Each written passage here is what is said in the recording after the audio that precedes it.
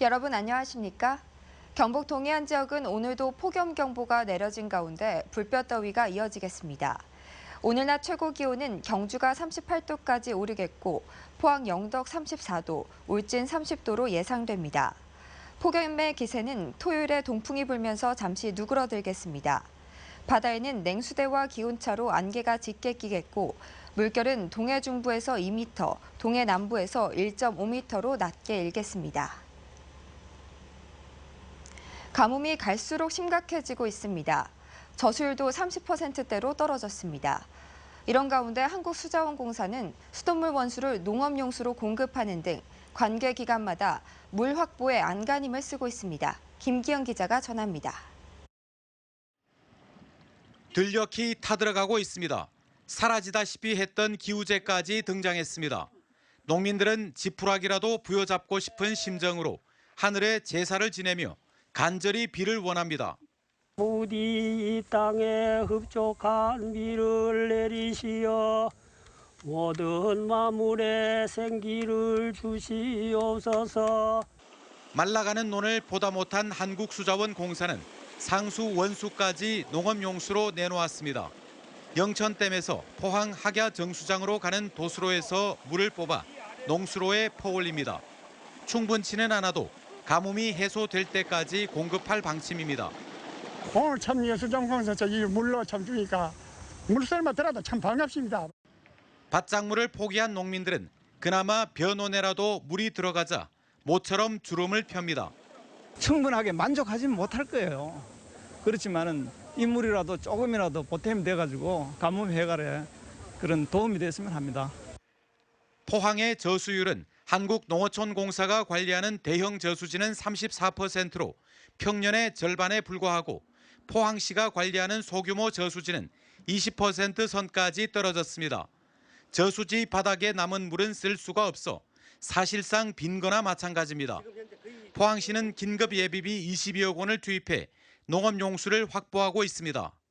재난 상황에 준한다고 보고 특별 대책을 강구를 하고 있습니다. 우선 관정을 개발한다든지 또 하천을 굴착한다든지. 1993년에 버금가는 극심한 가뭄으로 농촌이 지쳐가고 있습니다. MBC 뉴스 김기영입니다. 포항시는 지난 3월 8일 대잠동 폐철도 공원화 사업 현장에서 분출된 천연가스가 4개월 이상 지속되자 정밀조사를 실시합니다.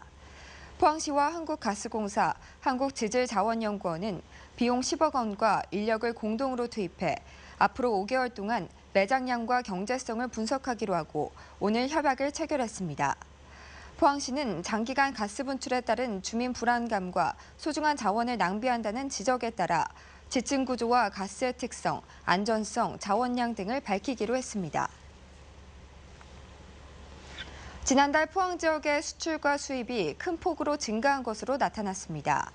포항 세관에 따르면 수출은 7억 9천만 달러로 지난해 같은 기간에 비해 43.4% 증가했고 수입은 51.7% 늘어난 6억 8천만 달러로 무역 수지는 1억 900만 달러 흑자를 기록했습니다.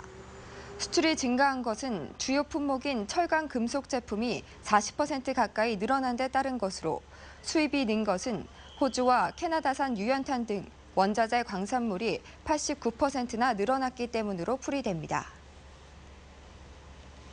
대구 경북경제자유구역청이 경북에서 처음으로 외국인 학교를 포항에 유치할 계획이어서 관심을 모으고 있습니다.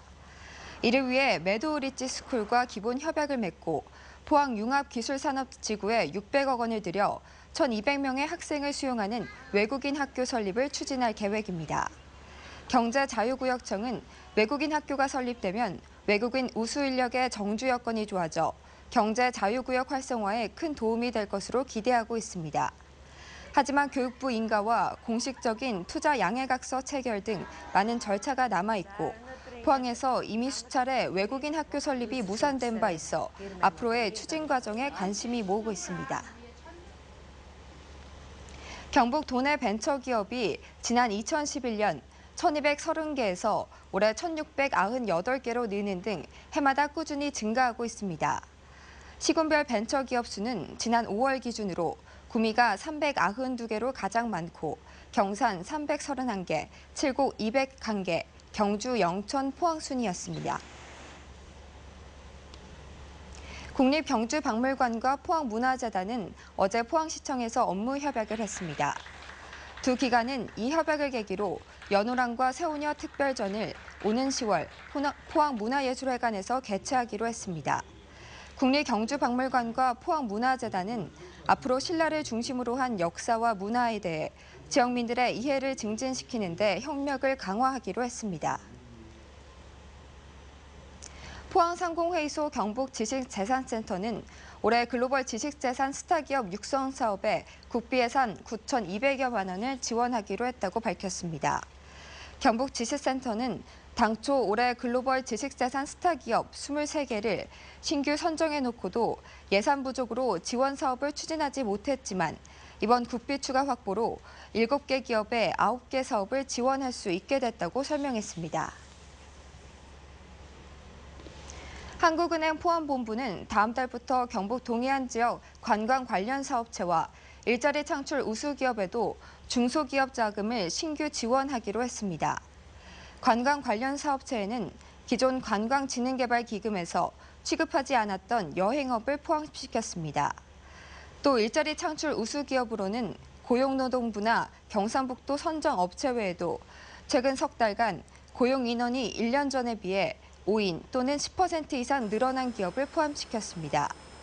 한국은행 포항본부는 지역 산업 구조가 철강업에 편중돼 있어서 새로운 성장 동력 산업 발굴과 고용 창출이 필요하다고 판단해 중소기업 지원 금융 운용 기준을 개정했다고 밝혔습니다.